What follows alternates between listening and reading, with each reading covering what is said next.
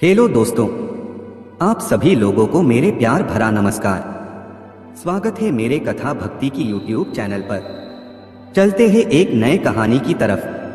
अगर कहानी अच्छी लगी तो चैनल को सब्सक्राइब और लाइक करना न भूले और हाँ, शेयर भी कर देना। मान्यता है कि भगवान शिव ने माता पार्वती को उनके पूर्व जन्म के बारे में याद दिलाने के लिए यह कथा सुनाई थी, जो कुछ इस प्रकार है। भगवान शिव माता पार्वती से कहते हैं, हे पार्वती, तुमने मुझे वर के रूप में पाने के लिए घोर तपस्या की थी। तुमने अन्न जल त्याग कर सूखे पत्ते खाए। सर्दी में तुमने लगातार पानी में रहकर तपस्या की। वैशाख की गर्मी में पंचाग्नि और सूर्य के ताप से खुद को तपाया। सावन की मूसलाधार बरसात में तुमने बिना अन्न जल के खुले आसमान तले दिन बिताए। तुम्हारे इस घोर कष्ट वाली तपस्या से तुम्हारे पिता गिरिराज काफी दुखी और बेहद नाराज थे। तुम्हारी इतनी घोर तपस्या और तुम्हारे पिता की नाराजगी को देखकर एक दिन नारद जी तुम्हारे घर आए। तुम्हारे पिता गिरिराज ने जब उनके आने का कारण जानना चाहा तो नारद जी बोले, हे गिरिराज, मैं भगवान विष्णु जी के कहने पर यहाँ आया हूँ। आपकी पुत्री की घोर तपस्या से खुश होकर भगवान विष्णु को उनसे विवाह करने की इच्छा है।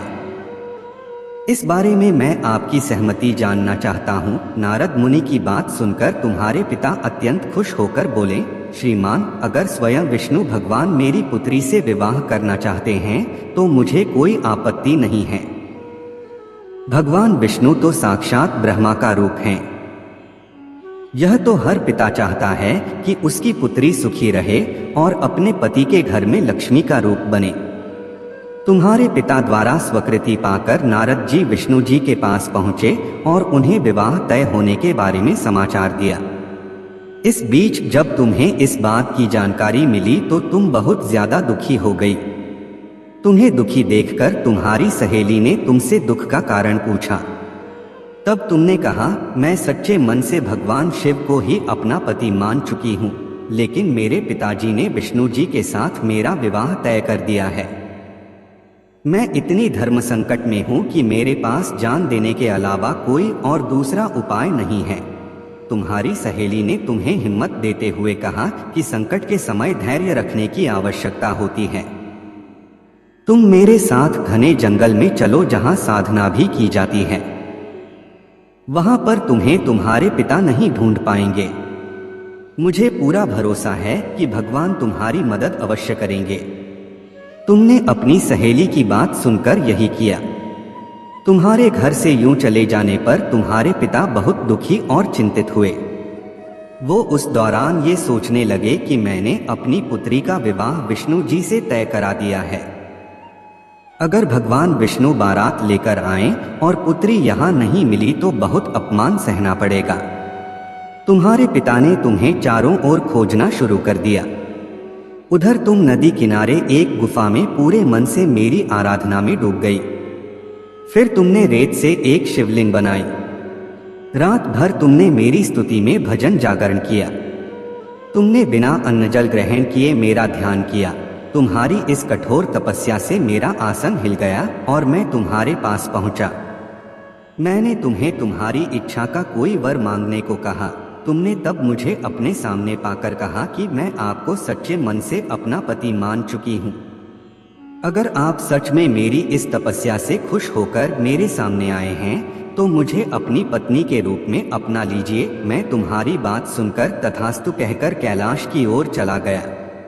तुमने प्रातः होते ही पूजा की सारी सामग्री नदी में प्रवाहित करके अपनी सखी के साथ व्रत का वर्ण किया। उसी वक्त तुम्हारे पिता गिरिराज तुम्हें ढूंढते हुए वहां पहुंचे। तुम्हारी हालत देखकर तुम्हारे पिता दुखी होकर तुम्हारे इस कठिन तपस्या का कारण पूछे। तुमने अपने पिता को समझाते हुए कहा, पिताजी, मैंने जीवन का ज्यादातर समय कठिन तपस्या करके बिताया है। मेरी इस कठोर तपस्या का केवल एक ही उद्देश्य था, शिव जी को पति रूप में प्राप्त करना। मैं आज अपनी तपस्या की परीक्षा में खरी उतरी हूँ। आपने विष्णु जी से मेरा विवाह करने का निश्चय किया था, इसलिए मैं आराध्य की तलाश में घर से दूर हो गई। अब मैं घर आपके साथ एक ही शर्त पर चलूंगी, जब आप महादेव के साथ मेरा विवाह कराने के लिए तैयार होंगे। तुम्हारे पिता ने तुम्हारी इस इच्छा को मान लिया और तुम्हें अपने साथ वापस ले गए। फिर कुछ समय बाद तुम्हारे पिता ने हमारा विधि विधान के साथ विवाह करा दिया। भगवान शिव ने आगे कहा, हे पार्वती, तुमने भाद्रपद की शुक्ल तृतीया को मेरी पूजा करके जो व्रत किया उसी का फल है जो हमारा विवाह संभव हुआ। इस व्रत का ये महत्व है कि जो भी अविवाहित कन्या इस व्रत को करती है उसे गुणी, विद्वान व धनवान वर पाने का सौभाग्य मिलता है। वहीं विवाहित स्त्री जब इस व्रत को पूरी विधि से करती है तो सौभाग्यवती होती है और पुत्र व धन सुख प्राप्त करती है। अगर सच्चे मन और मेहनत से किसी चीज की इच्छा की जाए तो इच्छा जरूर पूरी होती है।